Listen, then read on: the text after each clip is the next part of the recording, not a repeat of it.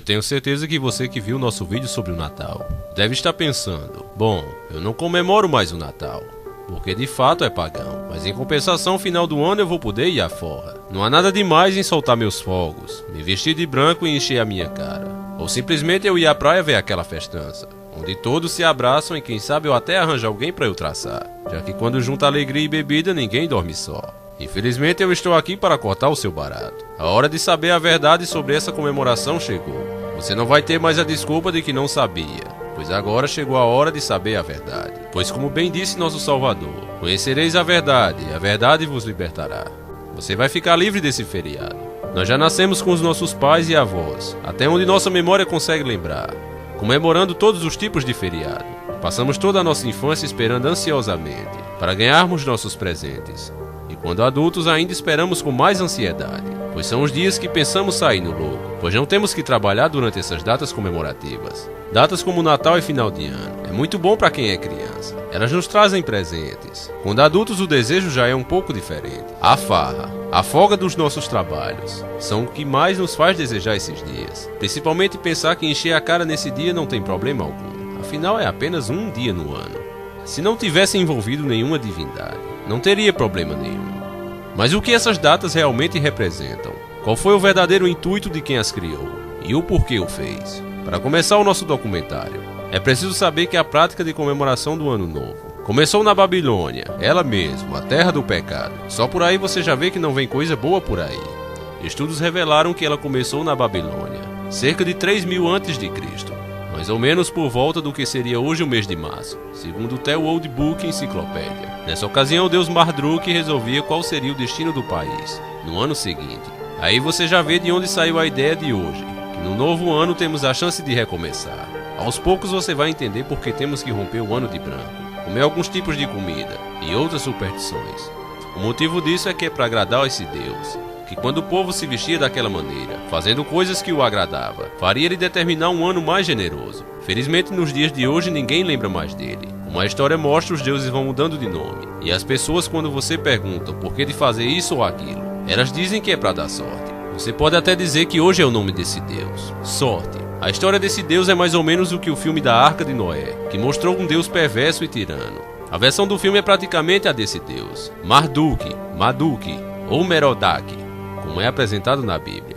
Ele é um deus protetor da cidade da Babilônia. Pertence a uma geração tardia de deuses da antiga Mesopotâmia. Ele era filho de uma relação incestuosa entre Enki e Ninshuzak. Foi pai de Dumuzi, que seria o bíblico Tammuz, que corresponde ao deus egípcio Osíris. A sua consorte era Sarpanito, possuía 4 olhos e ouvidos, via e ouvia tudo. Da sua língua saía uma chama. Apesar de tudo, era considerado muito belo.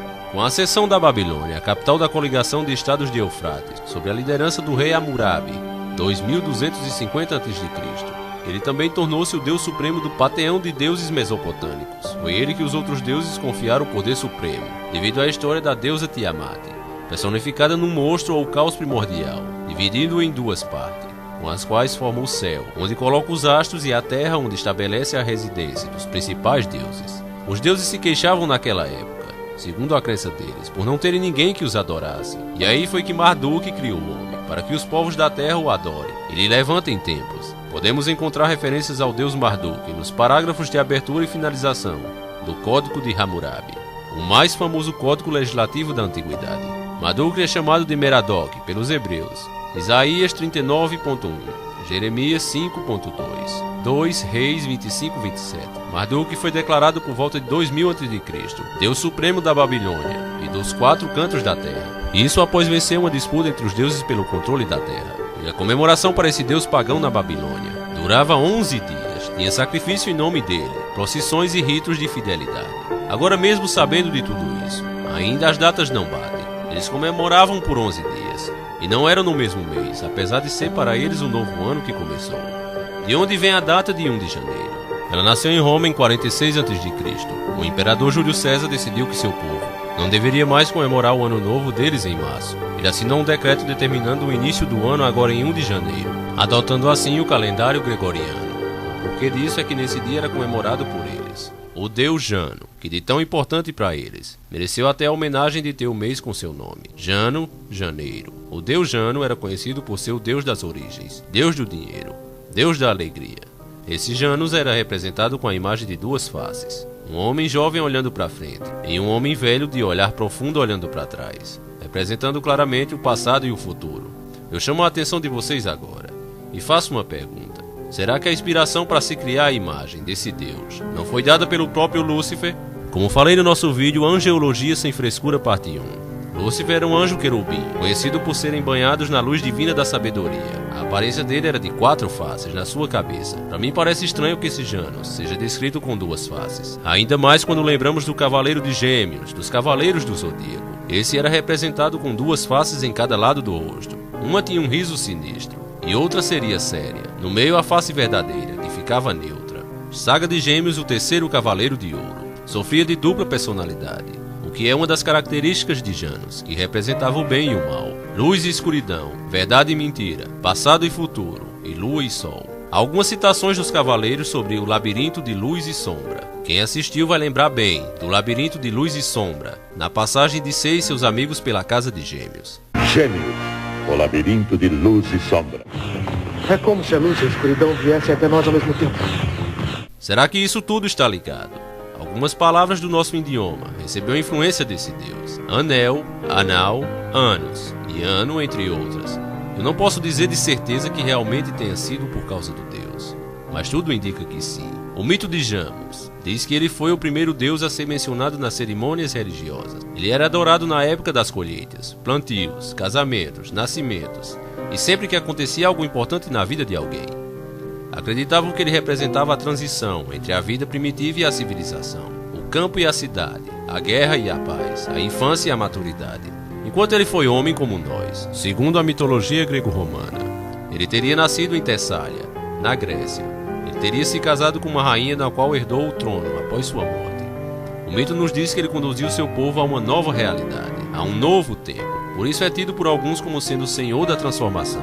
Em sua época ele trouxe desenvolvimentos científicos, criações de leis, aprimoramento do cultivo e as primeiras moedas correntes. Muitas mudanças foram implementadas durante seu reinado, trazendo para o Lácio um período de paz e prosperidade nunca visto antes. Ao morrer, Janus recebeu o status de Deus, devido à sua vida dedicada às transformações. Ele adquiriu assim a dualidade do Deus de transições, olhando tanto para o passado como para o futuro. Janus é comumente associado a Ane, uma deidade etrusca, também com os gregos Zeus e Hermes. Aí foi a vez do cristianismo fazer sua versão. Como Janus era considerado o deus dos portões, a igreja mais uma vez para ganhar a aceitação dos pagãos o transformou em Pedro, que é considerado por eles como sendo o porteiro dos céus, aquele que carrega a chave do céu. Se você não sabia de onde vinha essa história de Pedro com a chave, saiba que é daí. Não o Pedro foi criado por causa dele, mas sim a história da chave. Deixar isso aqui bem claro. Janus, janeiro como conhecemos, era o senhor dos portões. Seu símbolo também é uma chave que abre todos os portões celestiais. Janus é o deus da dualidade. Sua face era voltada para a luz e para as trevas, para o amor e para o ódio, para a felicidade e para a infelicidade, para a sinceridade e para a falsidade, para o bem e para o mal. Suas festas eram comemoradas com bebidas, comilanças, músicas, entre outras. Essa enciclopédia com esse estranho nome relata que em 1º de janeiro as pessoas se entregavam à interperança e às várias formas de superstições pagãs. Isso está muito presente nos dias de hoje. Por exemplo, você já viu as pessoas acenderem uma vela branca? Pois é, as pessoas faziam isso para Janus, uma vela vermelha para o lado velho e uma branca para o novo. E essa se mantém até hoje. Basta ligar sua TV ou, dependendo de onde você mora, colocar a cabeça na rua para ver com seus próprios olhos as pessoas cantando ou rezando com uma vela branca na mão. Por exemplo, em algumas regiões da América do Sul, as pessoas saúdam o Ano Novo, apoiadas apenas no pé direito. Outras tocam buzinas e soltam rojões. Segundo o costume tcheco, come-se sopa de lentilhas no Ano Novo. A tradição eslovaca diz que se deve colocar dinheiro ou escamas de peixe debaixo da toalha de mesa. Esses rituais cujo objetivo hoje é espantar a má sorte e garantir a prosperidade, simplesmente são as antigas crenças de que a virada do ano é a ocasião para decidir os destinos. E é por isso que as pessoas fazem de tudo, gastam seu 13º salário, começam o ano endividadas, para conseguir as roupas, conseguir fazer aquela festa de comilança, para assim não atraírem a má sorte. Mas na verdade elas estão adorando esses deuses. Eu sei que já vem a pergunta, mas encarando, e os fogos de artifício que eu tanto gosto? Esses não tem problema. Eu queria que não tivesse. Conforme o jesuíta Haase mencionou, os fogos de artifício eram parte integrante das comemorações religiosas dos chineses. Os fogos de artifícios foram inventados pelos chineses para afugentar demônios no Ano Novo e em outras ocasiões comemorativas, explica a revista popular Mechanics. Desde os mais antigos tempos pagãos, as pessoas têm carregado tochas e feito fogueiras ao ar livre para a ocasião das grandes comemorações religiosas. Nada era mais natural do que acrescentar às festividades luzes de fogos de artifício, espetacularmente coloridas e que se movimentavam, declara Howard Verheiper em seu livro Feriados e Costume de Todas as Crenças. Pouco depois da adoção de fogos de artifício pelos cristãos nominais, foi designada uma santa padroeira para os fabricantes de fogos de artifício, o pai de Santa Bárbara. Ele prendeu-a numa torre e depois a matou porque ela era cristã. Ele foi atingido fatalmente por um raio, e por uma analogia mais extensiva, Santa Bárbara tornou-se a padroeira dos fabricantes e dos usuários de armas de fogo e de fogos de artifício, declara The Columbia Enciclopédia. E agora na nossa era moderna? Agora vamos ver as tradições do Ano Novo no mundo. O paganismo enrustido e disfarçado. Na Itália, por exemplo, o Ano Novo é a mais pagã das festas, sendo recebido com fogos de artifícios que deixam todas as pessoas acordadas. Dizem que os que dormem na virada do ano dormirão todo o ano e na noite de São Silvestre, santo cuja festa é conhecida como o último dia do ano. Em várias partes do país, 2 pratos são considerados essenciais: o pé de porco e as lentilhas. Os italianos se reúnem nesses locais.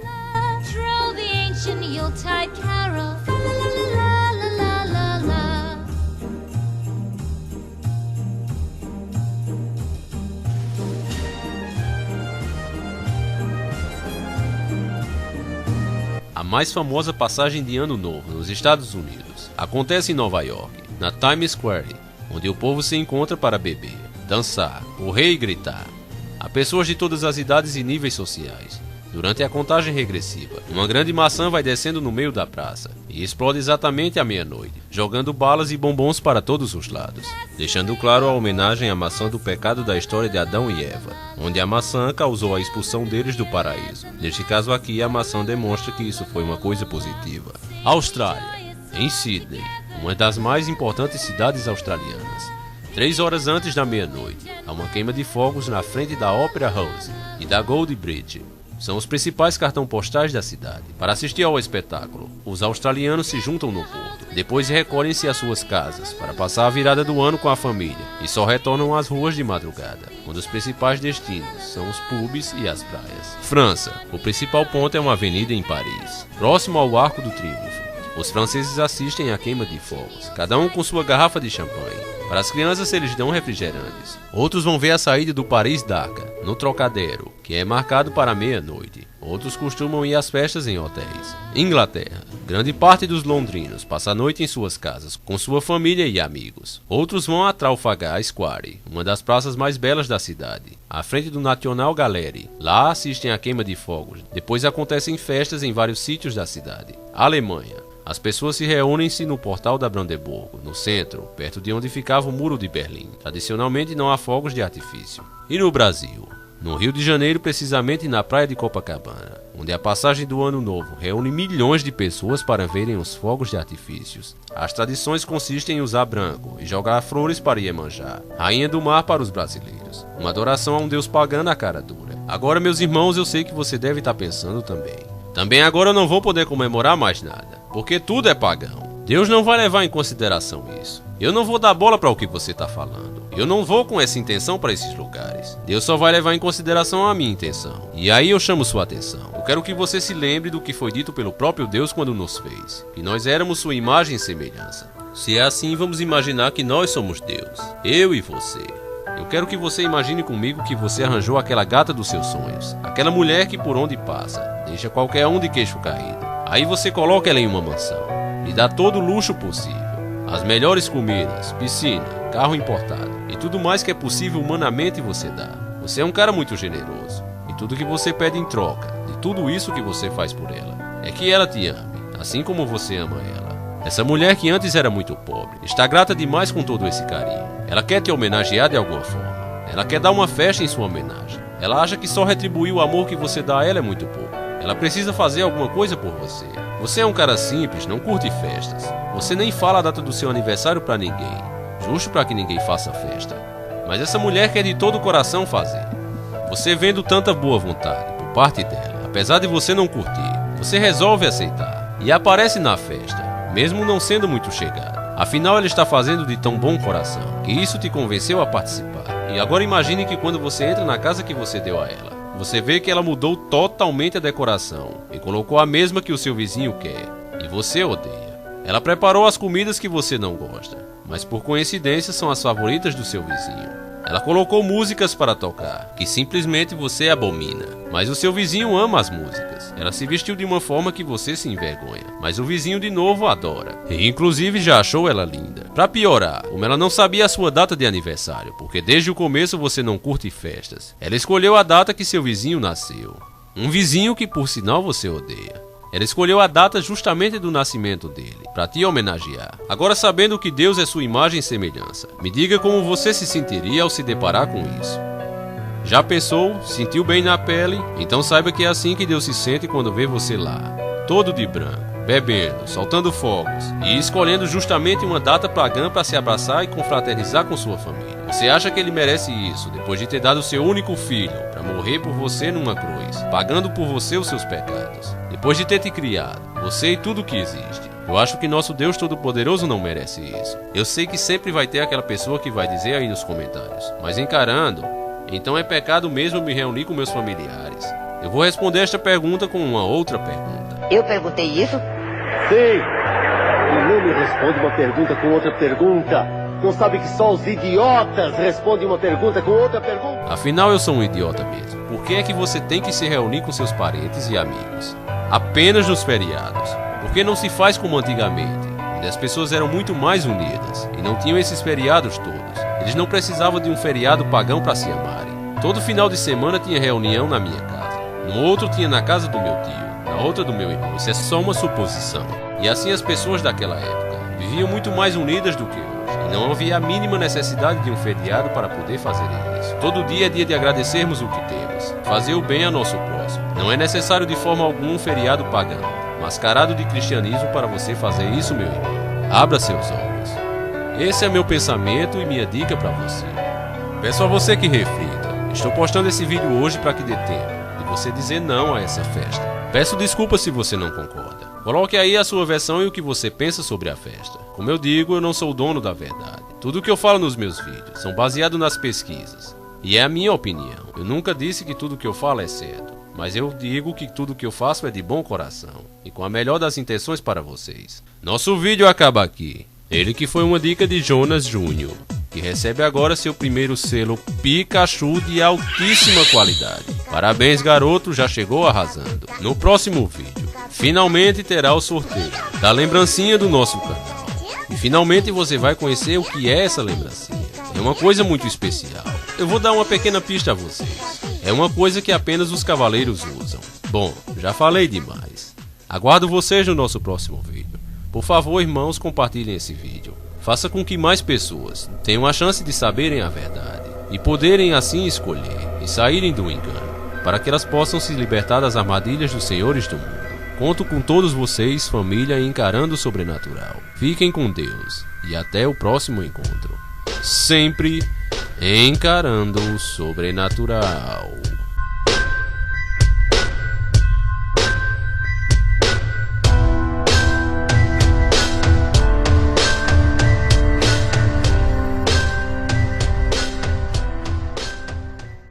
Aí você já vê de onde saiu a ideia de hoje, que no novo ano temos a chance de recomeçar. Aos poucos você vai entender por que temos que romper o ano de branco, comer alguns tipos de comida e outras superstições. O motivo disso é que é para agradar esse Deus, que quando o povo se vestia daquela maneira, fazendo coisas que o agradava, faria ele determinar um ano mais generoso. Felizmente nos dias de hoje ninguém lembra mais dele. Como a história mostra, os deuses vão mudando de nome, e as pessoas, quando você pergunta por que de fazer isso ou aquilo, elas dizem que é para dar sorte. Você pode até dizer que hoje é o nome desse Deus, sorte. A história desse Deus é mais ou menos o que o filme da Arca de Noé, que mostrou um Deus perverso e tirano. A versão do filme é praticamente a desse Deus, Marduk ou Merodach, como é apresentado na Bíblia. Ele é um Deus protetor da cidade da Babilônia. pertence a uma geração tardia de deuses da antiga Mesopotâmia. Ele era filho de uma relação incestuosa entre Enki e Ninshuzaki. Foi pai de Dumuzi, que seria o bíblico Tammuz, que corresponde ao deus egípcio Osíris. A sua consorte era Sarpanito, possuía 4 olhos e ouvidos, via e ouvia.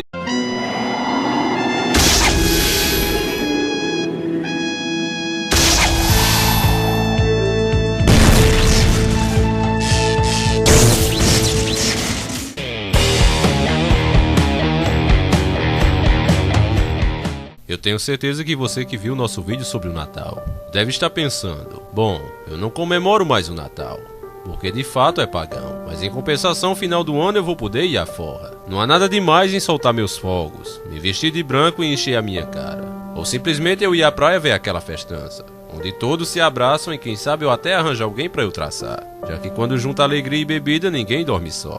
Infelizmente eu estou aqui para cortar o seu barato. A hora de saber a verdade sobre essa comemoração chegou. Você não vai ter mais a desculpa de que não sabia, pois agora chegou a hora de saber a verdade. Pois como bem disse nosso Salvador, conhecereis a verdade e a verdade vos libertará. Você vai ficar livre desse feriado. Nós já nascemos com os nossos pais e avós, até onde nossa memória consegue lembrar, comemorando todos os tipos de feriado, passando tudo. Da sua língua saiu uma chama. Apesar de tudo, era considerado muito belo. Com a ascensão da Babilônia, a capital da coligação de estados de Eufrates, sob a liderança do rei Hammurabi, 2250 a.C., ele também tornou-se o deus supremo do panteão de deuses mesopotâmicos. Foi ele que os outros deuses confiaram o poder supremo, devido à história da deusa Tiamat, personificada num monstro ou caos primordial, dividindo-o em 2 partes, com as quais forma o céu, onde coloca os astros, e a terra, onde estabelece a residência dos principais deuses. Os deuses se queixavam naquela época, segundo a crença deles, por não terem ninguém que os adorasse. E aí foi que Marduk criou o homem, para que os povos da terra o adorem. Ele levanta em templos. Podemos encontrar referências ao deus Marduk nos parágrafos de abertura e finalização do Código de Hammurabi, o mais famoso código legislativo da antiguidade. Marduk é chamado de Merodach pelos hebreus. Isaías 39.1, Jeremias 5.2, 2 Reis 25:27. Marduk foi declarado por volta de 2000 a.C., Deus Supremo da Babilônia e dos 4 cantos da terra. Isso após toda a nossa infância esperando ansiosamente para ganharmos nossos presentes. E quando adultos ainda esperamos com mais ansiedade, pois são os dias que pensamos sair no louco, pois não temos que trabalhar durante essas datas comemorativas. Datas como Natal e final de ano é muito bom para quem é criança. Elas nos trazem presentes. Quando adultos o desejo já é um pouco diferente. A farra, a folga dos nossos trabalhos, são o que mais nos faz desejar esses dias. Principalmente pensar que encher a cara nesse dia não tem problema algum. Afinal é apenas um dia no ano. Se não tivesse envolvido nenhuma divindade, não teria problema nenhum. Mas o que essas datas realmente representam? Qual foi o verdadeiro intuito de quem as criou? E o porquê o fez? Para começar o nosso documentário, é preciso saber que a prática de comemoração do Ano Novo começou na Babilônia, ela mesma, a terra do pecado. Só por aí você já vê que não vem coisa boa por aí. Estudos revelaram que ela começou na Babilônia, cerca de 3000 a.C., mais ou menos por volta do que seria hoje o mês de março, segundo o The Old Book Enciclopédia. Nessa ocasião, o deus Marduk resolvia qual seria o destino do país no ano seguinte, após vencer uma disputa entre os deuses pelo controle da terra. E a comemoração para esse deus pagão na Babilônia durava 11 dias, tinha sacrifício em nome dele, procissões e ritos de fidelidade. Agora, mesmo sabendo de tudo isso, ainda as datas não batem. Eles comemoravam por 11 dias, e não eram no mesmo mês, apesar de ser para eles o novo ano que começou. De onde vem a data de 1 de janeiro? Ela nasceu em Roma em 46 a.C. O imperador Júlio César decidiu que seu povo não deveria mais comemorar o ano novo deles em março. Ele assinou um decreto determinando o início do ano agora em 1 de janeiro, adotando assim o calendário gregoriano. O porquê disso é que nesse dia era comemorado por eles o deus Jano, que de tão importante para eles, mereceu até a homenagem de ter o mês com seu nome, Jano, janeiro. O deus Jano era conhecido por ser o deus das origens, deus do dinheiro, deus da alegria. Esse Janus era representado com a imagem de 2 faces, um homem jovem olhando para frente e um homem velho de olhar profundo olhando para trás, representando claramente o passado e o futuro. Eu chamo a atenção de vocês agora e faço uma pergunta.